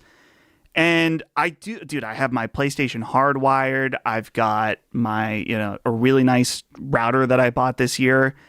And it's a me problem. But every time I use it, I'm like, this is cool, but it's just not quite good enough for me. And even I don't have PlayStation Plus Premium right now. I tried it during the beta, and it's cool. And you're definitely right. It definitely, ironically, works better than Microsoft's. And I think, dude, Microsoft, I think, is like location dependent, because when I would visit my parents in DC, I tried Xbox Cloud Streaming, and it worked way better than it does in Western Pennsylvania. So maybe it's a server thing, but the Portal, it's weird because I have a Steam Deck, and when I do use I think it's Chiaki on Steam Deck, I feel like it's a way better experience in terms of compression, in terms of the latency, and I'm like, man, the Portal is almost there. But if you are, obsessive and maybe a little stupid like me, I just use it and I'm like, I would rather wait and play this on my TV than play it on the Portal. So it's cool, and it's crazy how popular it's been. The fact that it has sold way more than I think anyone expected is crazy. So it's clear that Sony wants to invest in it, and of course, with their next console, they're doing a portable. It makes sense, but the Portal is just not my thing, man. Yeah, I think for me, it when it works, it's great. When it doesn't, it's really annoying. I would say when I'm in like the controlled environment, like a house, like here, which is how I pretty much play it, it's worked well enough. If I were to go outside the house, though, I have a feeling like even at a hotel or something, I can't imagine it working well there. Oh, yeah. But that's my thing. It feels like a device that would just be around the house and really wouldn't serve much purpose otherwise, like traveling or anything with it. I would need the dedicated handheld, and I guess that's what Sony's going to be doing with their next generation device. We'll see how much that costs and stuff, but Yeah. It's pretty much what people are looking for right now. I know OJ, you got the portal. Yeah. I don't know if that's working out for you at all. It sucks. I have a good router. I like playing games handheld. I was excited to try it out and hoping it would work with streaming, but it doesn't work. I got a nice, really good router for it. I tried to look up stuff and I have good internet and it just won't work good enough for me. It's just, I mean, it works sometimes. It works really good. And then sometimes it doesn't. And I have a separate line. Like, it's not like my wife or my boy or you like using all the same thing. Like, they have their own thing, you know? So it's just for me, and I have good internet and it just doesn't work quite good enough. Like, it's okay, but then sometimes randomly it just gets real fuzzy and drops, like, you know, the look of it, or other times it like sometimes even disconnects. I remember I tried to go outside of my place and play Assassin's Creed Shadows, and it was a slideshow. It actually made Pokemon Scarlet and Violet look playable, like on for the Switch One, like before, you know. So I gave at that point. That's when I just said I'm done. Like I'm good. I'm probably never gonna use this thing again. So I don't think I've even tried it since that point. And I know they did an update, and I'm pretty sure it's better. It's just there's just no point in me. Like it's not worth it. I'd rather just play the game like on my TV, like Clair Obscur, for example. Like the same thing as Dustin. Like I would love to play Clair Obscur on my Portal, but it just doesn't work good enough. So I just played Clair Obscur on my PS5 Pro just on the TV the whole time. Just dealt with it that way. So yeah, that's what I do. This is a good point though. I think it is like the most comfortable handheld form factor, just because they just took the PS5 controller, just broke it in half, put on either side. So I think they have that down, because I don't look at these handhelds as much anymore as they used to be in terms of portability, like putting in your pocket, like a DS Lite or something. I kind of feel like we left that behind a while ago. We moved to 8-inch screens at this point. So you may as well make it comfortable if you can. The tech is almost there. It is. See, for me, when it works well, when it works, it's great. Like I use it here, watch some on the TV, sit there, no problem. But man, when it messes up, it's unusable. So. I think that the Wi-Fi chip in it, I remember seeing something like Digital Foundry talked about it. Like it's an old Wi-Fi chip that is not very good. So that's probably part of it. That even if you have an amazing router, it can only get so much of your Wi-Fi out of it. Well, on top of that, we did have something kind of interesting happen with a cross-buy button. Now, this was found during a data mining, it looked like, and then we had D-Labs come in and corroborate it further. In fact, they said after the Amethyst found it over on X, they said that it's something that's semi-recent that's been updated, as in it was updated over the summer, and it seems to be for something new that's happening. This is done through like CSS style updates they were able to find.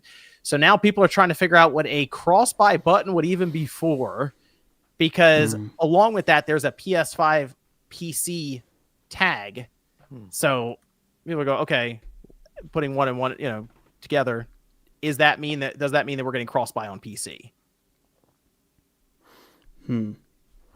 Means you're getting a launcher for PC. Yeah, I think you're actually right about that, Sean. I think this is like the beginning where we're going to start hearing about a launcher. Yeah, I just did a video about this on my channel, and that was my main thing. Is like, if there is a cross-buy situation, it means it's going to have a launcher on PC, which. There was a Video Game Chronicle article a few years ago, I think it was when Spider-Man came out on PC, that they found in the files a reference to a PlayStation launcher. So Sony's potentially been working on this for a while. My biggest question, though, is like, what games will be cross-play games? I could see a situation where a game like Marathon, like their live service games, they could have it be there. And just in general, like a million companies have tried to make their own launchers and have, either failed or at best made it so it's integrated in Steam and have never really succeeded. But they've never offered a good incentive for players to use their launcher. And with there being a lot of console players adopting PCs and getting games there as well. If PlayStation was like, hey, or Sony was like, hey, if you buy the game either on PlayStation Network for your PlayStation or on our launcher, you get it on both. And that could be a compelling argument to buy it there instead of on Steam, which they would way rather you buy it on their launcher because then they don't have to give Valve 30% of the cut. It's not going to work on everybody, but I think it would, for certain games like Marathon, I would absolutely buy it there because I would want to play it on PC when I'm playing with friends. And then if I'm playing by myself, just doing a few quick runs, then I would just be like, yeah, I'll do it on my TV. And then I wouldn't have to buy it twice. Yeah, people comparing it to Xbox Play Anywhere. But the thing with that is you have to use Microsoft's launcher basically on Windows to Right. use that for Play Anywhere. So there would have to be a launcher for it to be PC. Otherwise, Steam's not going to go, oh yeah, here you can have entitlement for it. That's fine.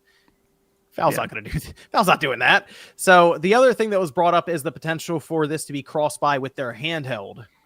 As in the handheld would have like its own series of SKUs and entitlements, and a cross-buy button would appear specifically for that. And then the PS5 PC tag is literally just for advertising that it's also available on PC on Steam or something. My only problem with that is I know we're probably gonna have some weird crossover with this handheld because it could show up even between generations. Like it could be right at the tail end of the PS5 before the PS6 gets shown. They're like, oh, here's this handheld that's going to play PS4, PS5, and some cross-gen PS6 stuff. That could get kind of weird with the purchases and the entitlements. But that would then imply that there's going to be a whole section of games that are just for the handheld. And that sounds like a bad idea for Sony because it did not work for the Vita. No. Yeah, I wonder. I saw that going around, like the possibility of a handheld. I just don't like why it's in the PSN now, in the back end. And I'm like, it seems a little early for them to be integrating stuff for either the handheld or whatever now. I guess it could be possible that could be the case. But I think, I'm trying to remember in the Moore's Law is Dead when he leaked a bunch of the PlayStation stuff, I think they're planning to launch them at the same time, at least as far as their production stuff is. But plans change all the time. Yeah, if you would assume that they would want to launch it all at once. It would make sense. But this cross-buy button's throwing some people off right now. So either a launcher or a handheld, maybe both. But the problem then becomes, how do you get people off of Steam to even come look at your launcher? Because, well, we have Steam right now being eyed up as a monopoly by this was interesting. It was like a survey that was put out for developers, and the majority of studios surveyed say not only do they think Steam is a monopoly, but it also accounts for 75% of overall revenue on PC. So if you have this one platform that developers are looking at as a monopoly, it's also controlling a large chunk of the revenue flowing through what's an open platform with PC. Is it possible that Valve has accidentally become a monopoly? You could say accidentally, because the idea of being a monopoly is that you make, you could say, monopolistic moves, I guess, ways to try to force that or get that there by, you could say, force people to your platform through complete exclusives or running competition out of the market. Valve kind of just works on Steam, makes it better, and it just is kind of the de facto thing. I don't like, there's market leader and then there's a monopoly. It's not like they're stomping out, oh, well, Epic wants a store, GOG wants a store. Oh, no, we can't do that. Let's try and, they're just the successful one. I think that's a weird thing to say.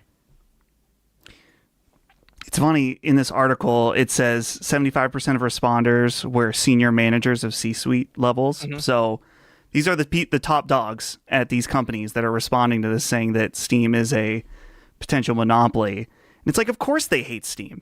They hate Steam and how pro-consumer it is. They hate the fact that you can buy a game on Steam, and if you don't like it or it doesn't work, that they can't just keep your money. You can refund it. They hate the fact that Valve tells you that you can't put in-game advertising in it.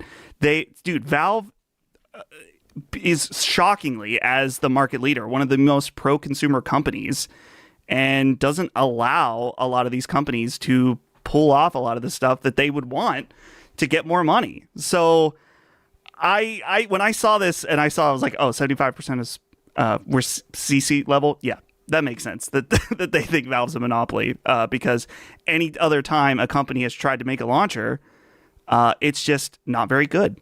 They can't compete. Like, they could compete if they had the consumer in their main focus like Valve does, or if they just made something that was at least comparable to the feature set of Steam, but no one's been able to do it. Yeah, I think when I saw the update show up for Epic Game Store early on in its life, they're like, hey, we have a shopping cart now. It's like, wow. Yeah, exactly. It makes sense. It's all coming together why Steam is still, and that's the thing. People say Valve doesn't do anything, and they have this great platform. It's like, no, they're constantly working on Steam. Like, Steam has a ton of robust options that they have been working on for 20 years. It's been more than 20 years. Steam came out in like 2003, and I think there are a lot of people on PC now who don't remember what happened when Steam came out. We hated Steam.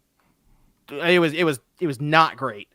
They tried to tie Half-Life 2 to the thing. People would buy Half-Life 2 physically, and you had to install Steam to activate it through it. And we hate it. You can go back right now. I bet you I could find forum posts of people screaming over Steam having to be installed. But they've built this platform for decades now, and it is like the de facto market leader. Yeah, how long has the Epic Store been around? 4 years. Okay. Why am I not as successful as this company that's been around forever? Fuck you. And I mean, Epic's main focus was just giving away free games, so they were just hoping to lure people in with things and just free games. Yeah, well, get these free games, but just don't try to buy them all at once. We don't have a shopping cart, okay? Like, don't try to stream your gameplay to your friends on your friends list. Don't try to play over the internet with a single game. Don't do any of that. We don't have any of that. I don't understand. I don't understand that. Well, here's the other thing. They talk about these. You mentioned the C-suites, Dustin, and you kind of mentioned the money part. Valve takes 30%, right, from studios, developers, the whole thing, right? Epic Games takes, I think, 12%, and the first $1 million they don't touch. They just say, hey, you just keep that. Microsoft with the Windows Store takes 12%. Valve takes 30%. So now if you're any of these executives, you go, hold on a minute.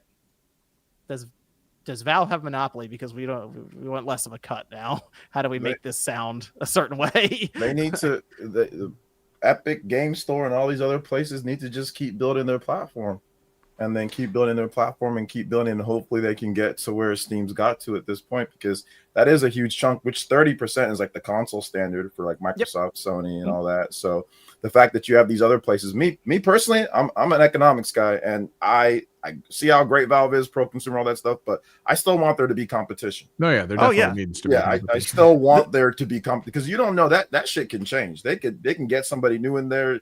Gaben can say, I'm going to. You know what could happen, OJ? That would be crazy. Let's say Gabe moves on, retires. What if Microsoft came in and bought him? or somebody else just comes in and says, "Nah, I'm gonna turn this around." So to me, I still want there to be competition, but they need to stop bitching about it. Like, they need to get to work when it comes to. I don't know if Epic is. I don't know. I'm not sure if they are, but. It's easier to tear others down than build your own shit up. I mean, they need to just build it up. They need to build up their stuff. They need to get better, and they need to just keep plugging away at trying to do this, because competition is important. It is important. It's not good if Valve is getting, even as pro consumers there, that's great, but it's not good if they're getting everything. But they're getting everything right now because of what they do. Ha! Why are you screaming, bro? Look at what I have on the screen. That's not true. It's 51%. No, it's yeah. Okay, you're screaming. I didn't know you were. I'm like, you're screaming because of that? No. What did you screaming for? I thought it was like, what's that song from like Grand Theft Auto where the guy goes, ah? Sounded like that. The Stone Pilots or some shit like that. I forgot what it was. Yeah, if anyone's them bones. There we go. That's the song. Oh, that's Alice in Chains. Alice in Chains. You were singing a damn Alice in Chains song. Go ahead, Dustin. So, I was just gonna say, if anyone's gonna successfully compete with Valve, which I totally agree, I think competition's awesome. I think that's one of the worst things about Xbox kind of going down right now is that I don't like Sony not having to compete as hard. They still have to with Nintendo and PC, of course. But if any company wants to, I think the main problem that's happened with these other launchers is they have a console mindset. I think one of the biggest mistakes of Epic Game Store, because the free games, I mean, that was cool. Everyone likes free stuff. And developers liked it because they were getting paid too, but they pissed too many people off because there was that era where they were locking down exclusive games for the launcher. And I think that was like a huge mistake because you actively pissed people off. You pissed off Steam users that were like, I am never touching your stuff. Dude, of course, PC gamers were like, never. Like, I'm never touching that store. I don't care if there's free games. I don't care if it's exclusive. I will wait. I'm never buying anything there. So it's like it's not that you just missed on a customer. You've made an anti-customer, basically, by doing that. So someone with the right mindset needs to come in, I think. Also, just working to innovate the platform further because they're just trying to catch up to Valve, who, as you have, Evan, you mentioned, being able to just stream game to your friend, cloud saves just being completely integrated into the platform. Even something like achievements on PC was kind of like this new idea or new thing to be implemented into an entire storefront platform. Yeah, the achievements, the bit systems, the ability to unlock emotes so you can use them within the very structure to talk to other people from games to kind of create that FOMO of being like, I have this image in my chat. It's awesome and you don't have it kind of stuff. Like it creates fun community things. Well, and just no one really catches up to it. And then you have GOG, which, they have an interesting slant where it's like, you want to play some old shit? Come over here, Not even just old shit, GOG being like, look, DRM sucks. So, like, that's a huge thing. Just like Valve and their pro-consumer things, that's massively pro-consumer in a different direction, and they do it well. That is kind of hang up of Steam is the amount of DRM that technically goes on there with your account being locked down a lot of the stuff. The idea of GOG, and that's the thing. I actually wouldn't mind GOG kind of getting that nice push in the marketplace to where people go, oh wow, this is actually pretty good, because they do offer that DRM free solution where you buy it and then you just download. People make what they do now. If you go online and look, they get a DVD if they can fit it, or multiple DVDs, or a Blu-ray, and you can burn the executable to it, and you can make an old school install CD. And they're even putting like cover art, the whole thing on it just for fun, because it allows you to do that. So you own the game. Here you go. So that's the thing with GOG. And you mentioned, Sean, their preservation program, not Preservation Society, preservation program is place that actually does something. Hey, I gotta say, they are doing announcement after like every week they have more games they're going into it, and it's like legit stuff. They did the whole Resident Evil franchise is just available there right now. Like they did Resident Evil. You can play You got Dino Crisis. You've got Silent Hill 4, Breath of Fire 4, bunch of shit on there. Yeah, and you download it. They have it set up so it'll work with your resolutions that didn't even exist back then. It all functions fine. I've bought some of the stuff on there and played it, and just it was fun. Yeah, because half the time it drops, it's like $5-6. Yeah, it's a couple bucks. It's like marked down 70%. It's like, oh, I guess I will buy Fear today for $1.20. Yeah. Okay, that'll work. A lot of that's the one I hope PC games and shit that like I never played, but you hear of like Ultima and the fucking Wing Commander and shit.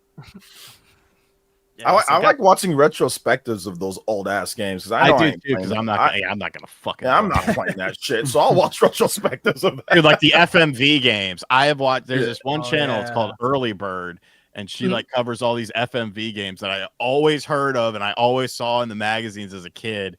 But there's no fucking way in hell I'm gonna play them now. So it's fun to watch those. Yeah. So Steam is sure, people think these C-suites think they have a monopoly. They might just have a good platform. This is the way the market's kind of moved with it. But Dustin, I would like to see Sony attempt a launcher that shows up fully featured and not just kind of there like Epic Games did. I hope they have something really strong plan for it. Yeah, unfortunately, the history is that the rollout will be a disaster based on how they forced the login on Helldivers 2, and Yeah. I have low confidence that the launch will be. They'll figure it out. They normally do figure it out, but Yeah, but how big of a fuck up is it? Like play a game on PlayStation and then go over to PC and then it deletes your cloud save and it's like, oh. I mean, yeah, They need to. I wonder if did they figure that out with Helldivers, where it was like people bought the game in a region that you couldn't have. I think a they rolled it PlayStation back Network. eventually. They rolled I'm it back. pretty Sure. I think they stopped it. I can't remember. It's just a complete unforced error. Like they didn't need to create that controversy if they just, I don't know, thought about it for a second. Be like, oh, we sold these games. We can't do this. I don't know. Go through some of these chats here. Tony says Nickelback, good strip club music. RGT85. Yeah, we were talking about that Wednesday Okay. Oh, on on Game and Analog Talk. Allies. Game and No, Talk. Game and Talk. Because Hello, they says- didn't, like, Celia and Josie didn't understand the difference between an exotic dancer and a stripper. So I had to explain it to them. Why did that come up on Game and Talk? I don't really know. Josie was hosting because I was watching the Knicks game, so she can't drag stuff out as well. Well, people go watch Game and Talk and find out that mystery. There you go. Bobo says, has there ever been a console that sold super well the first year but bombed afterwards? If not, then I think the Switch 2 will succeed long term. It sold super well the first year but bombed afterwards. How'd the Dreamcast do the first year? Yeah, what was it? I don't that's think it what I was thought year, of. but I think it was like a short period of time where it had a nice burst and everyone thought it was going to be awesome. What, 13 life? Yeah, it did okay, but okay for back then standards. That's not okay now because I was looking at the sales. I remember, 9. It did 9 lifetime. Yeah, like the launch in Japan was okay, but then I looked and saw that like the Switch 2 has already surpassed the total sales of the Dreamcast in Japan. So it's like like the total sales are like the Japanese Dreamcast sales. It's already passed it like in the first number of months, and people were saying, "Oh, I watched the retrospective." We're like, "Oh, it was a good launch for the Dreamcast in Japan." I'm thinking like, wait a minute, how good was the launch? They already got outsold at this point. So, yeah, I don't recall any system that's ever done really good, like broken records that ended up tanking afterwards. Not that I can recall. Usually, how systems the trajectory goes is that usually it's like you can start slow and then you can build up. But it usually doesn't like, oh, I start like breaking sales records and then it does bad. I mean, maybe you can say the Wii, but the Wii just had like a really prominent like 4 years and then it kind of like went down after that. So it wasn't like it completely like, right afterwards tanked. But yeah, I don't think there's ever been a system. The DS was a little bit slow starting out too. The 3DS was a little bit slow starting out, but yeah, I don't recall any systems that are like sold really good and then ended up doing like bad. But I don't think that's what it's going to be based off of. Just real quick, I don't think it's going to be based off the quality of the games and all of that. That's what it's going to be based off of. Not just because they had a good start. They've got to continue to make good games and to put out stuff that gets people excited to buy it. Not just because it did good now and so it's going to do good later. It's like, well, no, we got to see the games that are coming out, and then that's where the confidence is going to come from. Where it's going to continue doing good is because they're going to have great exclusives to sell the system. So. Claw says, I can't wait for the AI bubble to pop, but I want it to happen next year after I can sell my NVIDIA and AMD stocks without paying capital gains tax. You're threading quite the needle there, Claw. Good luck with that. Talia says, do you think the Rockstar union busting situation is boycott worthy? My father is a union head and he's not getting GTA 6. Well, right now we're going off a lot of secondhand information. So it's really hard to say exactly what happened there. I kind of feel like right now you're going to have, just because of how big this game is and Rockstar, and clearly Jason Schreier has some kind of in there. I think you're going to see a lot of investigation going on from reporters for this. So but here's the thing, be consistent. You're going to boycott this shit, boycott all this shit where there's problems with the employees, and don't just pick and choose. When you feel like boycott everything. So stand firm. If you're gonna, stand on business. If you're gonna boycott this because of union stuff and because of employees, make sure you do it with everything else that comes up. So be consistent. That's all I would say. Slump says some support into chat for RGT. Thank you. Good Morning Studio says, y'all know about RTU's DSP O-Face tattoo. That sounds like a really deep cut for the lore that I'll have to turn to Sean for. It's something. I mean, it definitely is something. It's something. What is it exactly how it reads right here? Yes. Yep. Not like a temporary one, it's a permanent one. Yeah, permanent. Do I want to ask why, or do I just want to move on? I'm seeing this now on Google. It's something. It's certainly something.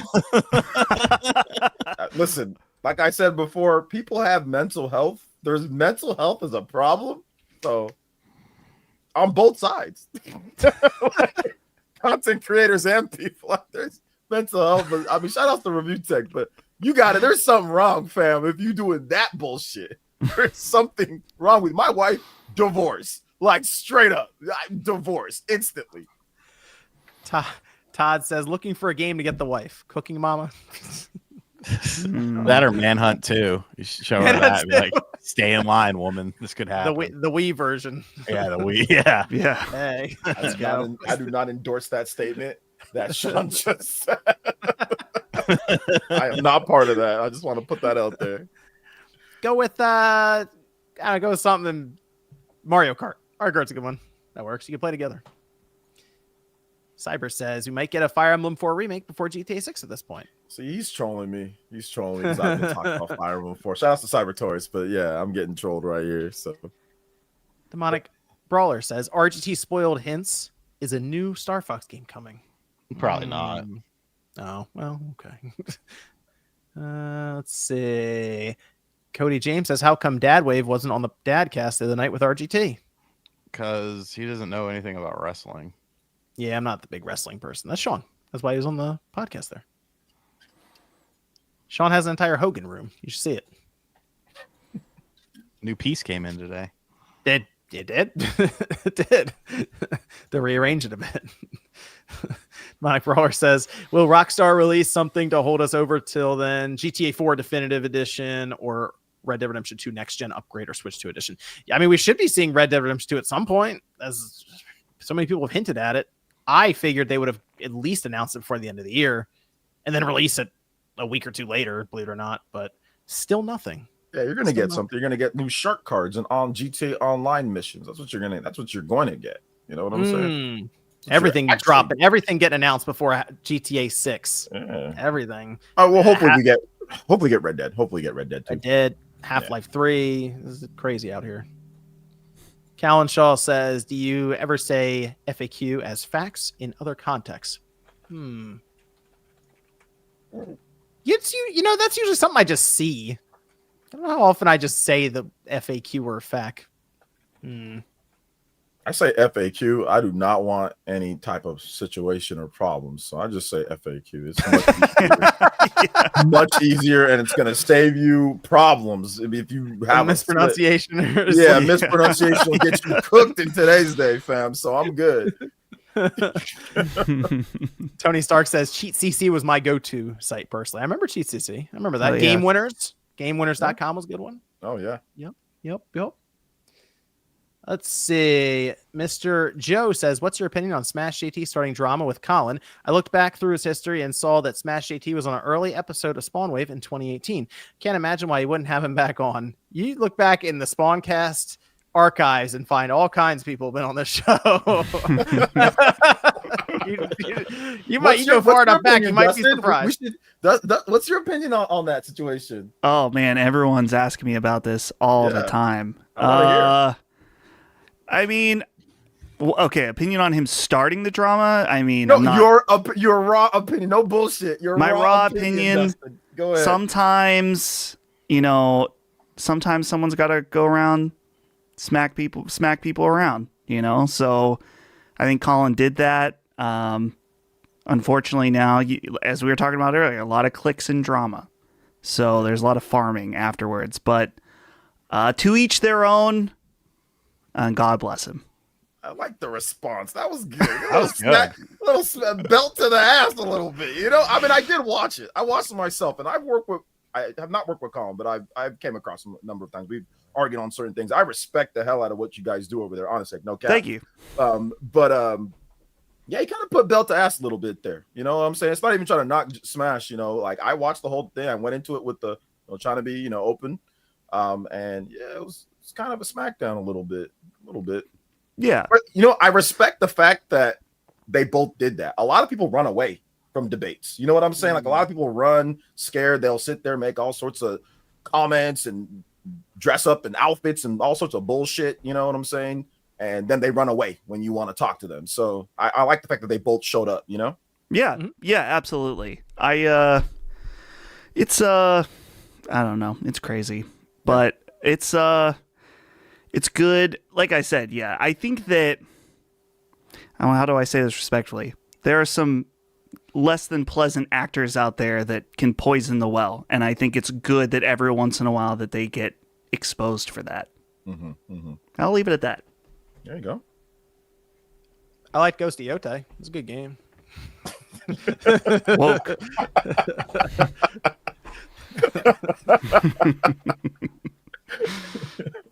Played that and Pokemon in the same day. They're about to sign Agent 47 after me.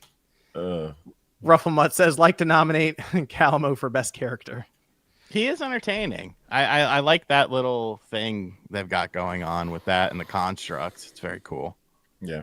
Then, of course, you find out what have some ambiguity. Like, you don't need to tell me this. Like, I can deduce this because I have a brain. Like, you don't need to smack me in the face with it. Claw says, cross progression, cross buy is one of the few things that'll get me off Steam. That's why I use my Xbox daily with my PC. If Sony makes its own Play Anywhere program, I'd use my PS5 a lot more. Cross buy was not when that would pop up back in the day on like the PS3, PS4 with your handheld, like the Vita or the PSP. It was nice. So the cross buy button could only, I think, lead to good things. I think we'll see. Professor says PX Play on ROG Ally X works like a dream for PS5 streaming, and by the sounds of it, much better than the PS Portal. I believe that 100%. It better for $1,000. Better than the Portal at streaming. I was saying that's the one thing the Portal has over a lot of these other devices. It is $200, and it'll probably have like a somewhat of a sale. I bet over Black Friday. I don't know if it'll be like 150, but I might lose like $20 off the top. Steve says we need that Steam console. We do. I really want to see what they could make happen with that, because I think the market kind of set up for it right now with what I'm seeing with pricing. We had that Steam survey come out recently. I don't know if you had a chance to look at that, Evan, to see where I think your card is the one that's used the most right now on Steam. The 3060. Yeah. Like the 3060 is used the most. Is the highest rated card. You know what? Like one of the other highest rated cards is the 1650. Oh, yeah. That is a cheap card, and I bet you that's a Counter-Strike card for most people. Probably. So, what do you think the most common resolution is for PC gamers on Steam? It's got to still be 1080. It hasn't gone up to 1440, has it? Yeah, 1080p, right? It's 1080p. Yeah. How many? I need to double check this. How many people do you think are using 4K as their resolution? It's got to be like 10%. for games, primary, like actual 4K, like the 28 or whatever it is. It's got to be like 10%. Tiny. 3840 by 2160. Yeah, let me see. It was because I was really curious to see where we were now versus. I mean, honestly, just a few months ago, it hasn't moved much. For 4K, 4.65%. Still hasn't gone up, man. Tiny. Nope. Still the same. It's too demanding. It's too much requirements in order to get the games to run at that. Yeah, and it's usually not necessary. And of course, the biggest thing ever is that your monitor is probably 2 feet from you. So why do you give a shit? It went down 0.18%. The amount of people using that. Yeah. I can see why I go like there's literally no point. Like whenever I play games, if I do on my monitor, there's like no point in 4K at all. Like I got a 27-inch monitor, when I play when I capture, and really no point. You can't see any difference unless the TV's bigger, Yeah, it's usually just frame rate. And do they have the frame rate stats of people what they aim for? I don't see anything. I don't know if they can keep that. Rate. Yeah, I don't see that. Yeah. Let me see anything else here that was interesting. System RAM, I think that's pretty straightforward. Most people would figure either 16 or 32, and Yeah. that's correct. Yeah, no, it's mostly, it's a lot of it being NVIDIA cards for GPUs, but yeah, the 3060 I believe was the most used one. Yeah. That is a card that is it's getting up there in age for PC years for how quick people would be to upgrade. And with that in mind, the Steam console I bet could come in at a PS5 level price and probably provide similar performance, resolution, the whole thing. Yeah, So since they don't need to make money off the sale of the hardware. I mean, Right.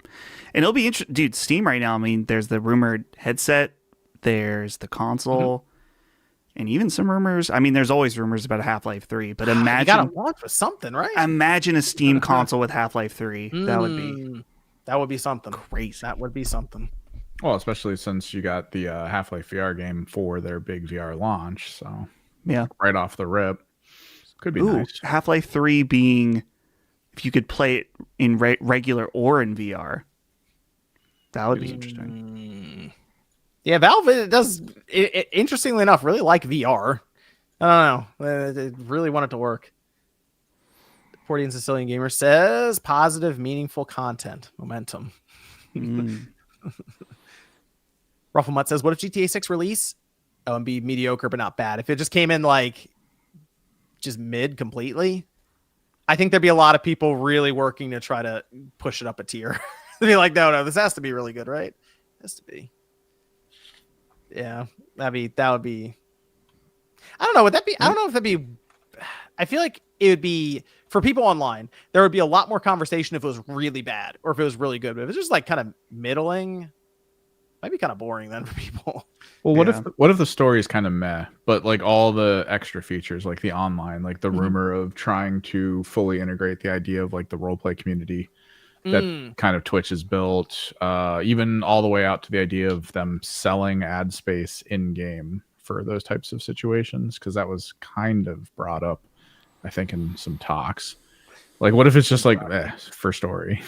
Yeah, I mean, the online's was going to really keep it moving. Although the crazy thing about games this year in Circana for the US, the game that sold the most units this year is GTA 5, which is weird. So, well, again, it might be hackers getting banned and then having to buy it again for $5.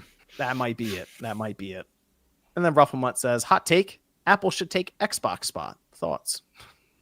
Apple should.